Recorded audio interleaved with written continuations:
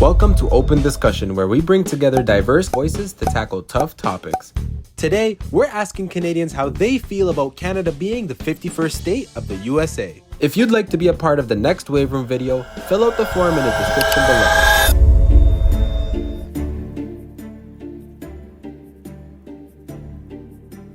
My name's Aaron, I'm 30 years old and I'm in law school, so it's completely unfeasible for Canada to be one of the US states. We're not going to be the 51st state because culturally and socially, it just won't work. My name is Amar Khan, I'm 18. I'm the founder and host of KKC Consulting, podcast where I speak to business professionals across the industry. And no, I don't believe Canada should be the 51st state, just because I feel cultural identity is more important. My name is Yusuf, I'm 18. I don't think Canada should be the 51st state, but I feel like we should fix up our act. We should get our resources to be used properly, and we should stop worrying about our DEI stuff and worry more towards our citizens and our economy rather than the LGBT community and other woke communities. My name is Zain Rahman. I'm 37 years old, originally from Pakistan. I'm a financial consultant here in Canada. I am neither for Canada to become a 51st state, nor it not to become a 51st state of USA. Zami, 26, from Brampton.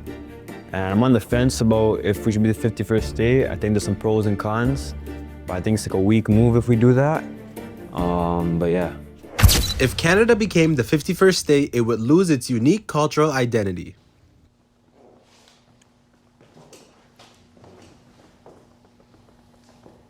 Okay, so first and foremost, if Canada was to be absorbed into the USA, if we were the 51st state, the combined country between Canada and the US, it would be the biggest landmass of a country in the world. It would be the biggest country and it would have the third biggest population after India and China.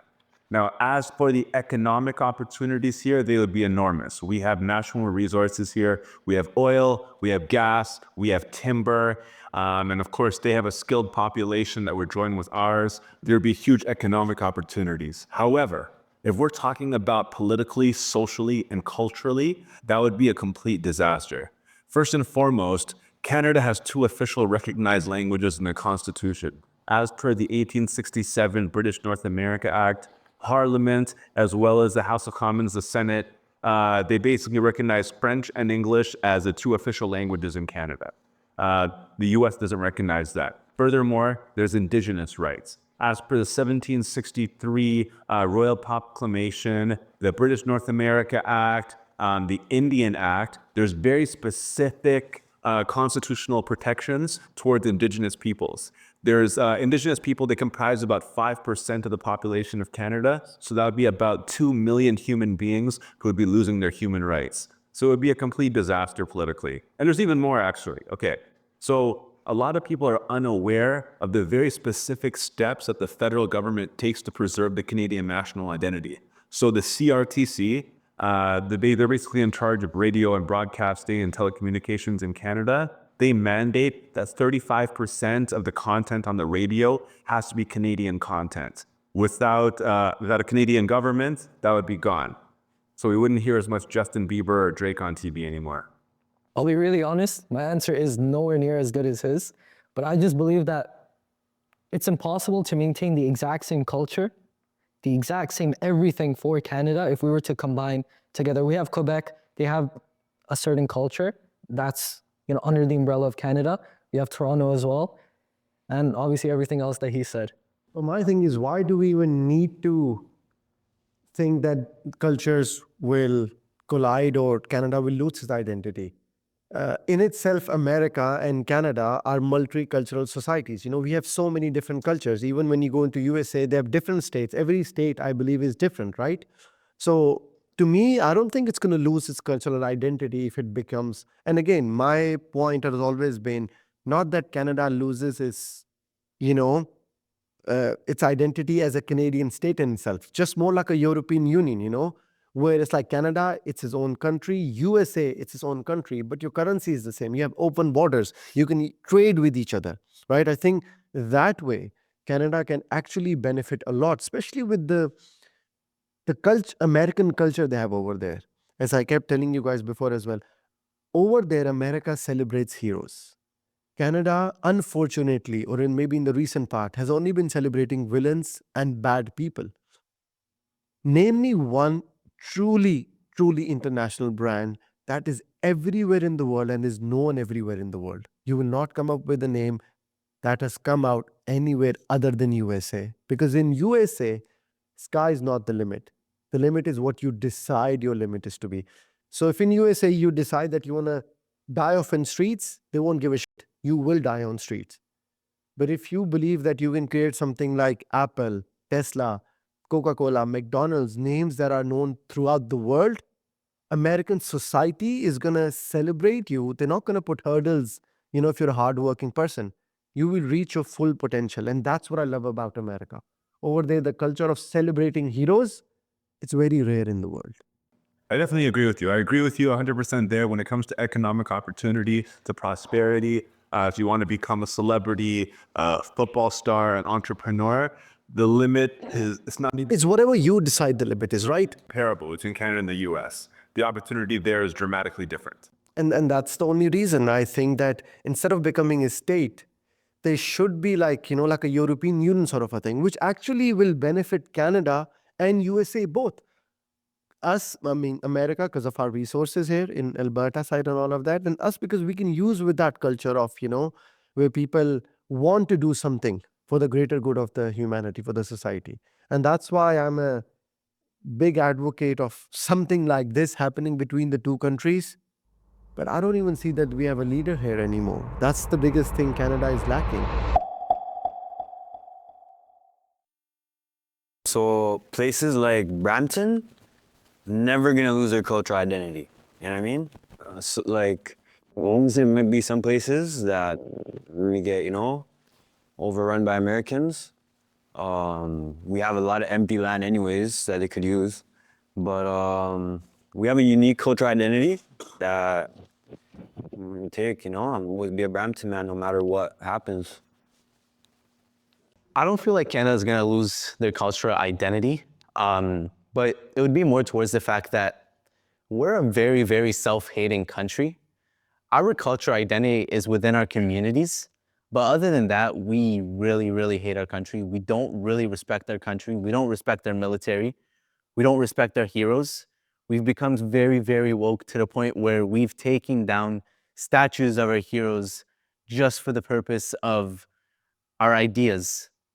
So would we lose our cultural identity? No, we wouldn't, because they're within our communities. But other than that, we're a very, very self-hating country. And I feel like if we got into this, if the states took us and we became the 51st state, we'd actually have a better cultural identity, because the states are such a patriotic country to the point where they respect their military, they respect their flag. But here we have protesters burning the Canadian flag. We have LGBTQ communities and movements that are throwing the flag on the ground as well. You have other countries where if you throw the flag on the ground and you spit on it, you'd get imprisoned. But here in Canada, we have no respect for our country. We don't.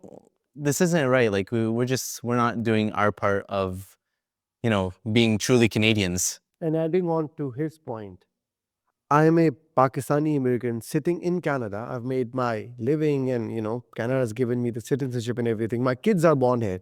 But even though it's not that I've ever lived in USA, I've studied in USA and I've, visited that place a lot. But even just for that little bit of time that I've been there, even as a visitor, as a student for some time, I'm speaking more for America than I'm speaking for Canada. I think that says a lot about what American culture is like. Somebody all the way from Pakistan is here in Canada, but wants to eventually, maybe one day, because over there I see how people grow. I've seen how they celebrate heroes, anybody that's working hard or wants to do something for the society. And I think that speaks volumes.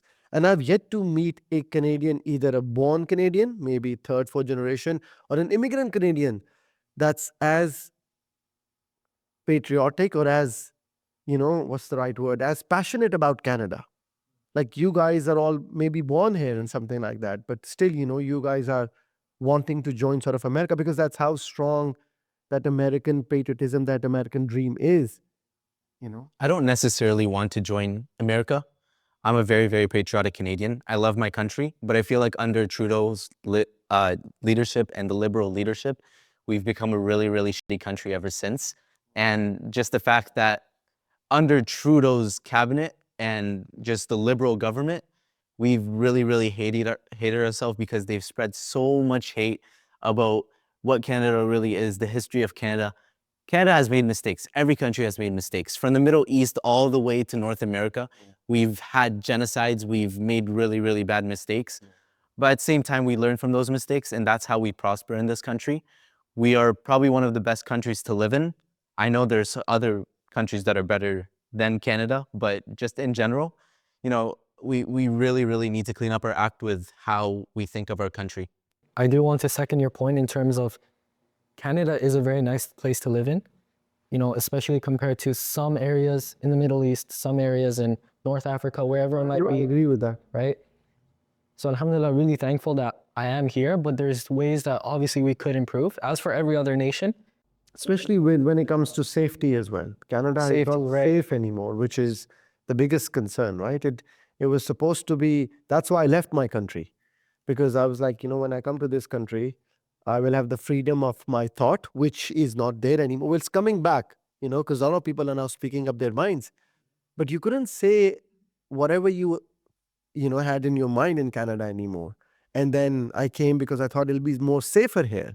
But look what's going around us nowadays. But hopefully with, you know, the fact that Trump is in power now, I'm not so sure about the Pierre Poilievre guy also, because I don't feel like he's a leader. A leader is somebody that when you ask him something, when you ask him about his opinions, he's firm, he's straight up. Like the other day, I saw one of his videos where they asked him, do you believe that like Trump said, there are two genders? Would you also, like, what's your opinion on that? Instead of saying, yes, I believe there are only two genders, he started asking the question to the host. I mean, be firm, right?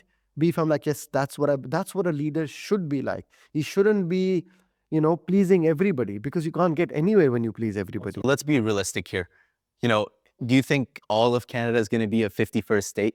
No. I think the provinces are going to be separate states. So, you know, the state of Ontario, the state of Quebec, doesn't Quebec want to leave Canada and be its own country? Because Quebec is a very conservative leadership. You know, when we have conservative leaderships, we conserve our pride for our country and our love for our country. But other than that, we're very socialist, liberal leadership, and it's so bad for our citizens right now. It's so bad for everyone. Donald Trump controls Canada. When Donald Trump was the president of the States, our economy was actually really, really good. And I know some people may bring up the topic of COVID and so on, but Trump really, really helped us use our resources properly. His administration really led Canada to prosper economically.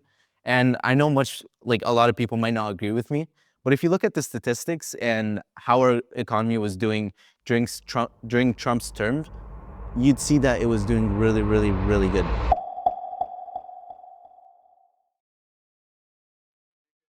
Donald Trump obviously does not control Canada because he wants to make it a 51st state so he can control it. So he obviously does not control it right now. And yeah, he's a president of the United States, not Canada. So obviously he has some control though, like the tariffs and stuff, you know? Hopefully he deals with that though.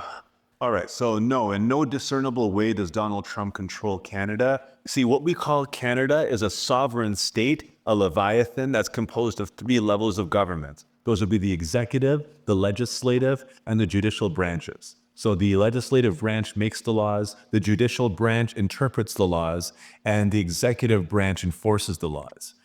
So basically, the prime minister and his cabinet, they are the head of the executive government. So this is all, laid out in the 1867 British North America Act and then reaffirmed in the 1982 Constitution Act. Basically, the actual supreme ruler of Canada, as per the Constitution, is the Crown, with the current monarch being King Charles II. The third, I think. I think it's the second. Is it the second? things that they, I don't know. What's the second? It doesn't matter.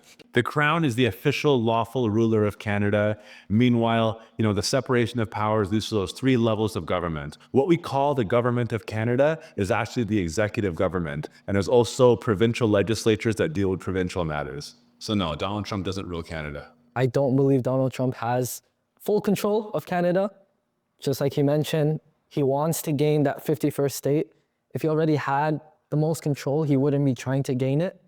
But I do feel obviously he has powers. Like everyone's going crazy because of the tariffs right now. And yeah, that's my piece. It's not gonna bring in 1867 Parliament Act. So no, I don't think Donald Trump sort of controls Canada, but because of his policies and how strong he is, he influences a lot of decisions that are made in other countries. So for example, now he's saying, he's going to implement these tariffs on Canada. That might, force the Canadian leadership to change some of the ways that, are not right. No for Canadians, not for America. So it's not like he controls directly Canada, but I do believe because of how powerful, American market is, certain of his decisions can impact Canadian decisions as well. And in that way, indirectly, yes. Trump's decision-making skills can really, really impact Canada. And the way it impacts Canada, you could see it as him controlling it. So for example, he could increase the tariffs, which he probably will.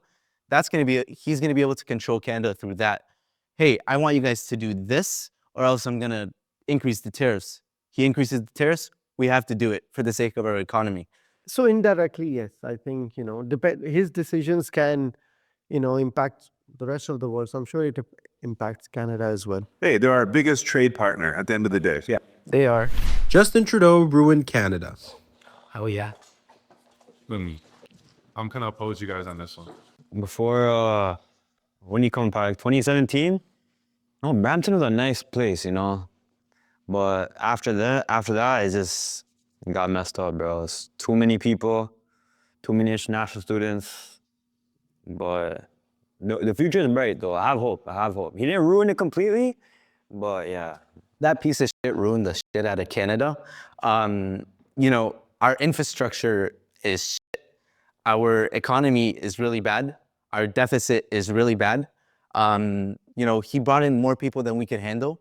If a house can only hold 8 people, why put 14 people in it? It doesn't make any sense whatsoever.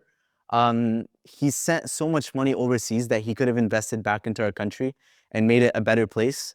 But no, his liberal socialist policies really, really ruined Canada. People are coming into Canada advertised as them coming in and taking as much benefits as they can.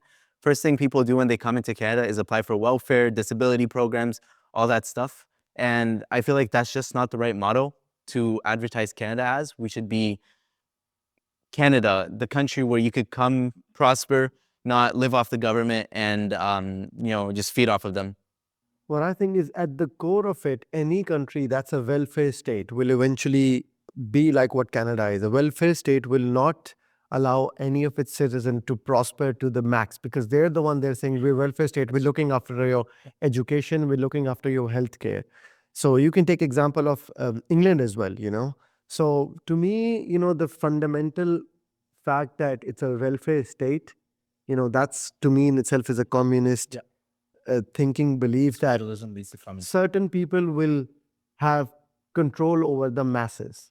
That's what a welfare state is. For example, let's say if I'm at the top and I'm saying that I will look after your health, your education and everything, then I have a lot of control over you guys, right? I can tell, what you guys can do and cannot do. This is a recreation of George Orwell's 1984. They want absolute power over their citizens and they want to watch us at all times. You could see this during COVID as well.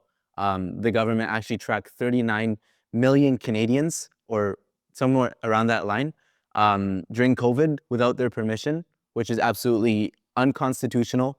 It doesn't align with the Canadian Charter of Rights, and it's just tomfoolery with this government. Yeah, and I really want to hear what you have to say. Yeah. I'm not here in support of Trudeau. I'm not here saying that he's done amazing work, but I do want to say that there have been opportunities that me personally, I even got, like just being able to come to Canada, being able to even make my podcast, KKC Consulting, the whole landscape of things, being able to go to a good program, whatever it might be. I'm really grateful to even have these opportunities. And sure, I don't personally believe this, but piece of shit, right? Like, he could have been a lot worse, right? He could have been a lot, okay, fair. But the point I'm What do essentially, you mean by a lot worse? Isn't his policies, if they were good policies, I don't think none of us would be here right now. This conversation of Canada being the 51st state would never even have come to maybe Donald Trump's mind, right? His policies were actually really bad. I'm also like, for example, if you say that he gave you a chance, that's for me also a chance, right? That I was able to come to this country. But it wasn't good immigration. I've done immigration for 3 years myself. I agree with you. Right? Like, for example, if I have my own house, right? Let's say I built my own house and everything. If I leave its door open all the time, right, for everybody to come in, I cannot expect all the people that come into my house to be good people, because the fact is there are bad people in the world. There are good and bad people in the world, right? So if I leave my door open like this, completely unchecked, it's bound to happen that a rapist or a murderer will come into my house and do the things that they're doing. That's what exactly happened to Canada. Canada is built by immigrants, but good immigrants who wanted to come here and do something good for themselves, for their families. And by proxy of that, it's automatic you do good for the communities as well, right? But when you call over people without, any sort of checks where they're coming from, what they want to do, and again, they don't have infrastructure here for those immigrants, right? No housing, none of that. Then what do? You're bound to do everything that's happening in Brampton, Mississauga, Toronto, all around Canada. Immigrants are coming and feeding off the government, like I said. And a great leader once said, his name is Doug Ford. He said that, if you want to come to Canada, get off your ass and get to work. You can't expect to feed and live off the government, which is a 100% perfect message to everyone that's coming to Canada. If you're going to come, you got to expect to work. My family came to Canada. We worked our asses off. My dad worked 3 jobs. My mom took care of us. She also worked 2 jobs. So if you want to come to Canada, we expect you to work. Not me, but the country expects you to work. So Justin Trudeau entered office in 2015. Now you have to understand, from Confederation up until 2015, the Canadian national debt was only $662 billion. Just this month, when Justin Trudeau left office, the Canadian national debt was $1.3 trillion. That's an insane amount of money. The national debt doubled during the time that this one human being was in office. Now, obviously, I'm going to give him some leeway because there was COVID as well. COVID was very difficult. The government approved CERB, as well as all of the other government programs to help stem the bleeding after CERB. Now, aside from that, in 2015, the population of Canada was about 35 million people. Today, it stands at 40 million people. This isn't because people got married. So in how many years has gone to 5 billion more people? 5 million people came to Canada in the past 10 years. In 10 years. It's just not sustainable whatsoever. Absolutely. We don't have the infrastructure, we don't have the housing, we don't have the economy, and we don't have the welfare programs for an extra 10 million people. There's areas where if a new doctor's office opens up, there's a line of hundreds of people that go just to sign up for that doctor's office because our resources are so used up by the amount of immigration that we have in this country. Yes, our country was built off of immigration, and that was the whole point of Canada. People coming from England, people coming from the States, everywhere around the world, people will come to immigrate to Canada, which isn't a bad thing, but it was sustainable at the time and it was still being built.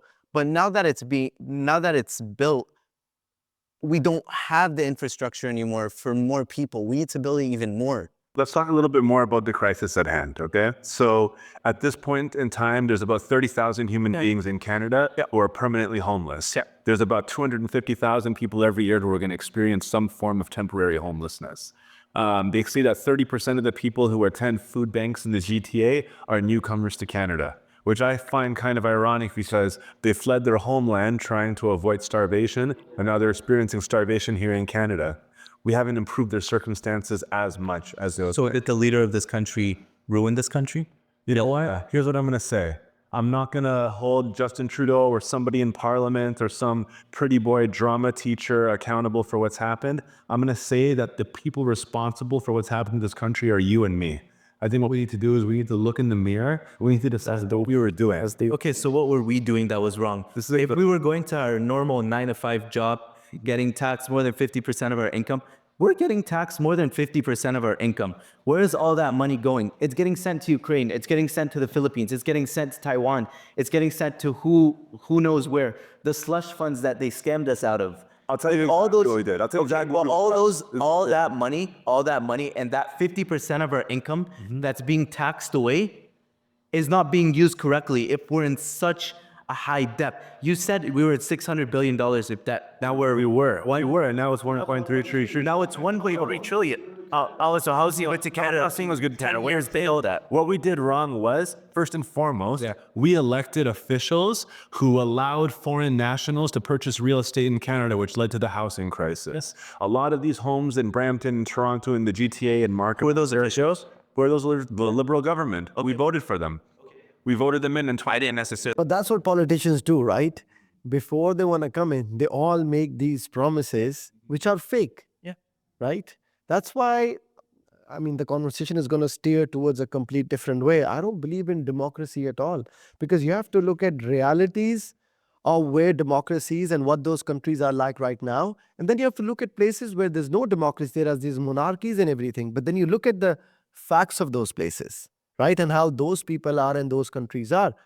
I'm a big advocate of GCC countries specifically, not any other Arab countries or now South Asia, Pakistan, India, right? Specifically GCC countries, which is Kuwait, Dubai, Saudi Arabia, and all of that.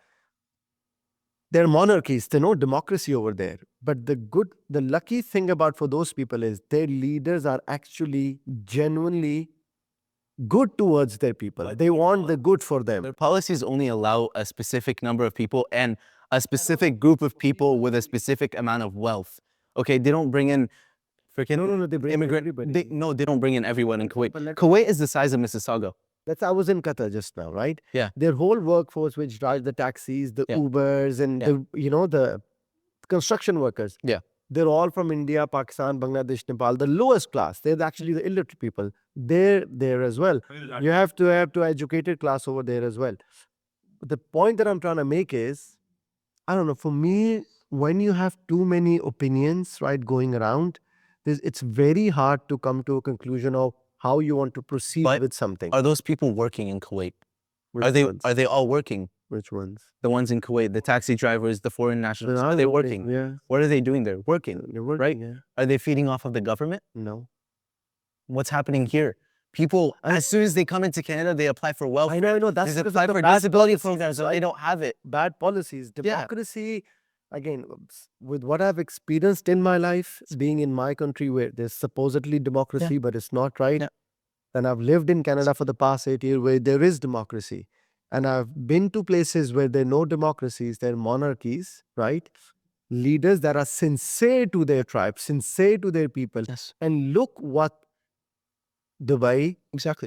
Qatar, Saudi Arabia have achieved in the past 40 years. They've turned deserts into these futuristic cities that are extremely safe for families, right? And look at the amount of wealth they have created for themselves because their leaders were sincere to their... Because they don't take wealth from the people that work. Yes, they give wealth. Yeah. They share their wealth with the people. They share their wealth. Right? But my point of democracy, they don't have democracy over there. They have these leaders that know what's best for the people and actually do that. What you're saying, you see, human beings can be very easily manipulated, okay? First and foremost. And secondly, what a lot of leaders do is they run on a false platform and they abuse the trust that we put in them once they're in power. Yeah. So at the end of the day, who ruined Canada? Trudeau's leadership. Bad policies. And bad policies, because those policies are under the Liberal leadership. And who's the leader of the Liberal Party? Trudeau. The end. Living in the US offers a higher quality of life than in Canada. I'll sit down then. Okay, so first and foremost, the issue that we have is healthcare, okay? Healthcare is the big word. You see, in the United States of America, there's 27 million people who are completely uninsured. What that means is they don't have access to a doctor. Now, If an American goes to the emergency room, then the doctor is obligated by law, by the Hippocratic Oath, to help them. However, afterwards, they're going to receive a large bill for his services, which they most likely won't be able to pay. The number one cause of bankruptcy in the United States of America, is basically some kind of medical emergency that they couldn't afford. Here in Canada, we have nationalized healthcare, and it's ranked one of the best healthcare systems in the world. So for all of your criticisms of it, it's actually very ideal. The actual problems that we have in Canada are poverty, crime, homelessness, mental illness. So from the very top, you have to understand, the average salary for a Canadian is about $68,000 Canadian, which is about $50,000 US. In the USA, the average person is earning $70,000 Canadian. That's a lot more money than what we have. It's a dramatic difference. Finally, if we're going to talk about crime, you see, Canada doesn't have that many homicides. We have less than 800 homicides every year. What we do have is a dramatic amount of suicides, which is about 4,500 suicides per year. Mental illness is an epidemic. On top of that, we have something called medically assisted aid in dying. And that's kind of a PC term for it. I would probably use harsher words, which is assisted suicide. In 2023, there was 20,000 applications for assisted suicide in Canada, and 15,000 of them were granted. A lot of people don't really understand what those words mean, but that's 15,000 human beings who were put to death on their own wishes. We're kind of using that as a solution to social problems. We're using it as a solution to poverty, to mental illness, to drug addiction. A lot of people are waiting for years to be able to see a doctor or have a surgery done, but a lot of people are disabled, they're depressed, they're in difficult situations, and the default solution is medically assisted suicide. And I think that's a damn shame. So to answer your question, yes and no. The medically assisted suicide, most of the patients that applied for it were chronically ill patients, so cancer patients who had barely any time left to live. And then the other ones were basically suicidal people. The 5,000 who weren't granted the assisted suicide were approximately 5,000 people. But the States has such a large population. It has a really, really big market for anything to get into, whether it's opening up a convenience store or working at a convenience store or merely just doing landscaping or any carpenter or contractor work. You know, there's a very, very big market for that stuff. And whether you being in the jewelry business, medical business, just retail business in general, or any other business, the States has everything to offer for it. So when it comes to, money, the States has a better opportunity for you. But when it comes to healthcare, like Aaron said, Canada's much better because at least we guarantee our health, and at the same time, we guarantee that we won't be going broke or filing for bankruptcy. But at the same time, our economic status in Canada right now is really, really bad. From when COVID started and interest rates really, really going up, a lot of people have had to file for bankruptcy because they didn't have any more money to pay for the extra interest that they had to pay. They don't have any money to, pay for their mortgages, car payments, all that stuff. And then plus grocery prices went up. The States, everything was kind of, it was kind of stable. But in Canada, it felt like it was such a dramatic shift in all the prices and the, just the economic state of Canada. I thought of another point actually I was going to make. This is a really important one, okay? When we talk about crime, like we said, there's only about 800 homicides per year in Canada, but something that we actually do a lot more than the USA is property crime. So in 2024, we had 27% more property crime per capita than the USA. You see, when I say property crime, I'm talking about robberies, home invasions, people being robbed at gunpoint, and the big one in the GTA nowadays is grand theft auto, car theft. So basically, you see, back in my day, people used to sell marijuana and ecstasy for a little bit of extra money. Now they just put a gun in your face and rob you. Everybody in this room has either been robbed at gunpoint before or they know somebody who has. And hey, maybe they were the one holding the gun.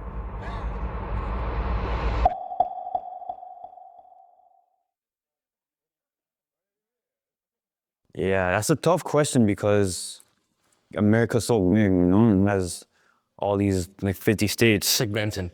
It's on like, and there's a lot of people in it. Yeah. Yeah.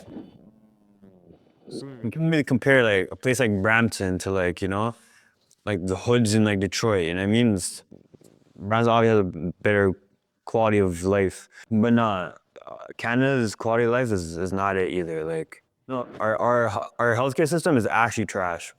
We have no doctors over here. There's like way more doctors over there. Yeah, we can compare because America's way bigger. There's so much more in America, and there's a lot more opportunity in America though. I do want to say that Yusuf, you were right about one thing. The economy got a lot worse. CPI skyrocketed, right? It's so much harder to get a basket of goods over here than it was like a few years back, right? Now, when we take a look at a lot of people who can't purchase groceries, or even, I remember I was watching this one reel, I was just scrolling, right, sitting down, and there was this one guy comparing Walmart prices from, I think, 5 years ago till now, and it was almost triple, I'm pretty sure. Triple. Like, that's crazy, triple. That's Canadian, right? Exactly, right? Canadian. And it's not like your salary tripled. So like, you know, the proportions are there. It's literally just pure triple. Look at how much money the Liberals printed in the past 10 years alone, right? They doubled the national debt. You have to understand that the GDP of Canada is about $2.1 trillion. That's comparable. That's not even as much as California and Texas. Those two states alone have a higher GDP than all of our provinces and territories. And I think another point we need to talk about is, obviously, I think we brushed upon it earlier. It was homelessness, right? We have 30,000 people who are permanently homeless in Canada, 250,000 who regularly experience homelessness intermittently. That means people who sometimes have a place to stay, and then maybe their mom or their girlfriend kick them out when they get in trouble, and then they're homeless intermittently. And we all know people like that as well. Now, what's important to notice is that when I was growing up in Canada, we maybe saw one homeless person or two of them sleeping on the subway. Now it's every single subway cart is littered with homeless, huddling together for warmth. There's people outside in minus 20-degree weather. I mean, did we lose a war? There's an epidemic going on here, and these are the issues we really need to deal with. Mental illness, poverty, homelessness. The quality of life has really taken a downslide. Yeah. And I would like to mention that, you know, economy kind of goes hand in hand with, you know, standard of living and quality of living, you know, in a country like Canada. But at the same time, if we're going to bring up any economic crisis in Canada's history, for example, you have Stephen Harper. He dealt with an economic crisis with Canada. And, you know, Stephen Harper being the man he was, and, you know, him actually being a professor in economics, he was actually able to get Canada out of that economic crisis and make the standard of living better. But until Trudeau got in, everything started getting worse. You know, standard of living, everything became more expensive. Gas prices started going up. You know, our resources have been used up, and it's just like, you know, there's nothing fun to do anymore in Canada with Trudeau being in power. We need to be more conservative with our leadership. I do want to say about the whole subway thing, like even when I take the subway to go to the podcast studio, or when I go to school, whatever it might be, every single time I'm on the TTC, there's at least 3 homeless people I see. Absolutely. I remember this one time I was going, there's an announcement that goes off, everyone be careful, there's a homeless man shooting. Like, why is that happening, right? Like you gotta put these systems into place rather than just allow them to happen for such long amounts of time, right? Like I've been going to uni for what, more than 6 months? Every single time I go there, it's not like, you know, sometimes there, sometimes Not not there. intermittently. Exactly, right? So there's a difference between consistent and intermittently. I'm glad you mentioned that, man. That was a really good point to make, because I'm going to tell a quick story. So the other day I was going downtown to an event for my law school, and I saw a drug-addicted man harassing a young girl, and I was forced to confront him and get him to back off. How many of these micro events are taking place? How many regular citizens are being silently victimized and not speaking up on a regular basis? And I'm not there 100% of the time, even though I try to be. I'd like to say that these small events happen everywhere, all the time. But it's big events like you know, car thefts and grand theft autos that happen. Those are big events that should be dealt with. You know, we don't really worry about the people we bring in. We don't vet them. We don't check who they are. We just bring in a bunch of people who, get into the drug business, get into the theft business. We've lost billions of dollars worth of cars so far. It's bad. It's bad. I'm so glad you mentioned that. And we're glad I can see the Peel Police, they actually released a statement at the end of 2024 stating that they were happy that they managed to solve 4% of the car thefts last year. And, sorry, go ahead. No, I was just surprised, like 4%. Yeah, it's dramatic losing rates. And our woke policies as well. We don't want to fund the police because of the BLM movements and the LGBTQ movements and how they want all of the money that's funded in the city to go towards them. We need to fund the police more. When Carolyn Parrish funded the police, Peel Police, an extra $20 million, people were like, oh, why would you do that? Why would you do that? Why not? Peel Police are overworked. Nah, Peel Police they don't need any kid. Yes, they do. Yes, They have a lot of free time though. Other than Peel, Tell yeah. me more about that, actually. Bro, they have a lot of free time. Bro. Like what? And when there's actual emergency, they're too busy just eating donuts, fam. Oh, eating donuts. See, that's kind of what we're talking about. We don't respect our law enforcement whatsoever, even though the law enforcement is what's keeping If you the turn, crime rate. if you turn on the news, there's infinite reasons to not respect the police, fam. Like what? Any reason? Like when they plant like drugs and stuff, like on the people they're arresting. Do you have proof of that? Go on Instagram right now. I'm not going on Instagram. I need a credible source. There's a video proof on Instagram. Okay, well, until it's a credible source, I'll use it. It's a cop. It's a body camera. Yeah. Was that cop penalized for what he did? Yes, he was probably. If it was on camera, caught on camera, he was most likely. That's good. Actually. That's like another reason for why people are bad. I just want to hear a little bit more. Can you tell us more about your experience, maybe you and your friends with the Peel Police, Reginold? Why? No. I don't read it that way. Undercover cop. Is this that happens? We're not saying you should defund the police. I'm not saying you should increase. I'm not saying give them more money either. You know what I mean? I'm saying they need to take the money that they have and use it better. That's what I'm saying. They need to. That's fair. Like use it more efficiently. Otherwise, Don't just throw money at the cops, bro. We're not just throwing money at the cops. If the crime rate is up, then No, you're saying the cops to be funded. No, you're saying Right. Why not give them 20 The million? amount of shootings that happen. Is it Peel Police's fault for those shootings? They could crack down on it The better. federal government's fault for not controlling our borders? Yes. But the issue isn't really shootings right now. It isn't really homicides. It's literally property crime, right? It's theft, it's muggings, it's armed robbery. So do you believe that a higher police budget results in lower crime? Can I ask you a question? Where are those guns coming from? Where are those guns coming from? That's a good question. Many of them come from the USA. Where are the property crimes going to? What do you mean? The car thefts. That's a very good question. Where are they? A lot of those go down to the Montreal harbor where they're sent to the Middle East and Africa. Okay, and who controls all the imports and exports?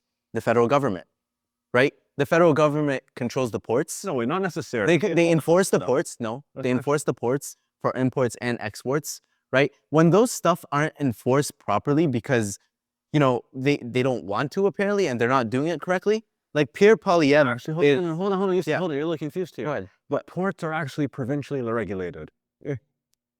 Not just provincially regulated, they're also federally regulated. Quebec and Ontario ports, you know what I mean? Those are regulated for. And then Canadian Border Patrol Services, they're the ones that regulate ports of entry and ports of exits. They control that stuff. So my point is, if the federal government isn't controlling the stuff that's going in and out of the country, it's putting more strain on our police officers and our law enforcement because they have to keep constantly working and fighting those crimes that aren't happening because they're not doing a good enough job. It's because the government isn't controlling the borders. It's stupid. I feel his point was more so that the money, and I don't have an opinion on this because I'm not knowledgeable about this. There you are. No, I know what you mean. His point was basically that the money is being misused. It's going towards salaries. It's going towards embezzlement. Maybe it's maybe it's going towards individual salaries, towards officers and promotions, rather than being used on actual crime fighting. If Canada joined the US, we'd lose control of our actual resources. Okay, before anything, I do want to preface that not exactly would lose control over everything, but a big chunk of that would be used for Americans betterment, right? Like for example, the oil project in Alberta, if I'm not mistaken, America would 100% take control of that, and America benefits greatly from that oil supply rather than getting it from Saudi, Kuwait, Venezuela, wherever it might be, because it's so much cheaper to transport it, right? So 100% just logically thinking, they would take advantage of it, but I do want to say that by controlling it, I don't mean they would have 100% control, but they would have a lot higher control than what they have right now, which I believe is fair to say.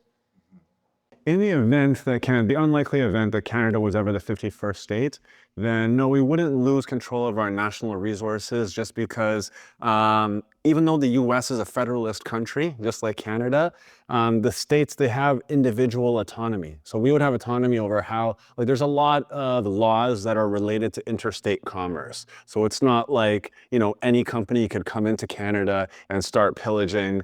Like the provinces that are the most rich in national resources are basically Saskatchewan, Alberta, if we're talking about oil, gas. And then here in Ontario, we also have iron ore, we have coal, we have, all those mines where they deal with precious metals. So no, I don't think there's a danger of us losing control of our national resources. It would actually create an enormous amount of jobs. We need a skilled workforce. That's what we really need.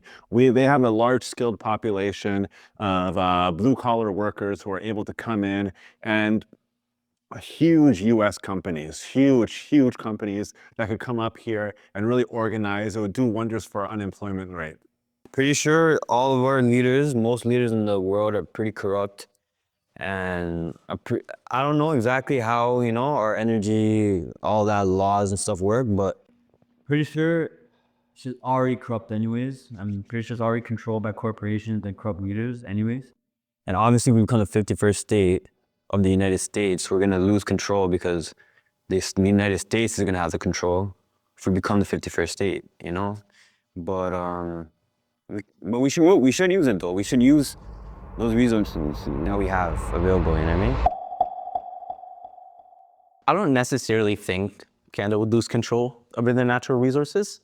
But we have to understand that if Canada was to become the 51st state, it wouldn't necessarily all of it become the 51st state. I feel like Ontario would become a province, Ontario would become a state, Quebec would become a state, Alberta would become a state, Saskatchewan, so on. And I feel like the provinces that are doing their part on their natural resources and actually working them properly and selling them properly and using them properly would not be controlled. But for example, liberal provinces would probably be controlled because, under Trudeau's liberal leadership, they canceled the pipeline project that would have added thousands of new jobs to our market and boosted our economy. But no, he chose to take that money and invest it in the States pipeline project instead of actually investing in the Canadian pipeline project because apparently the environment. So yes, I think the states would kind of take control of the liberal provinces, but not the conservative provinces that use their resources correctly. Let's not forget that the carbon tax, it was meant to incentivize electric vehicles. All it ever did was dramatically increase our gas prices. Not everybody can afford an electric vehicle. Farmers too. Yeah, hurt our farmers as well. Yeah. I mean, I would love to purchase a Tesla tomorrow, but it's not in the cards for me.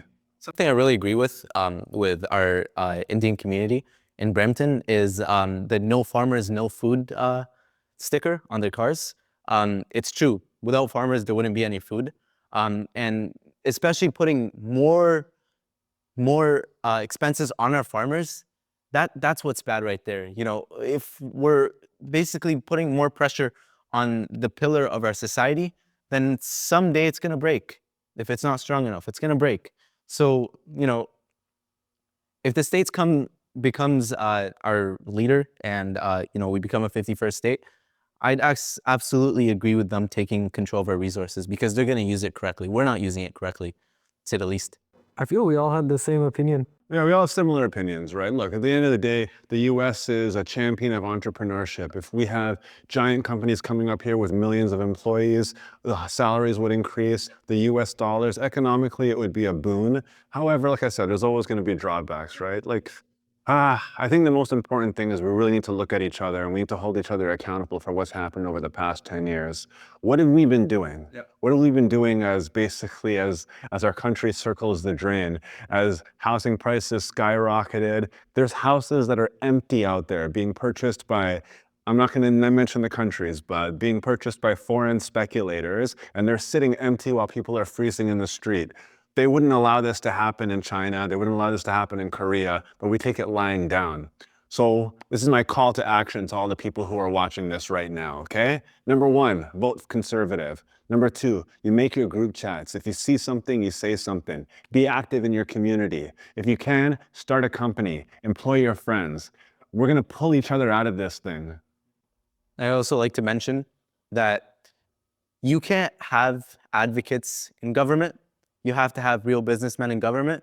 The only reason the American economy was really, really good under Trump's leadership was because he used to be a businessman. And what's the closest thing to running a country is running a business. Because if he has a multi-billion-dollar business, he's able to grow that business because he has his employees, which are his citizens. He has his finances, which are billions of dollars, which is his economy.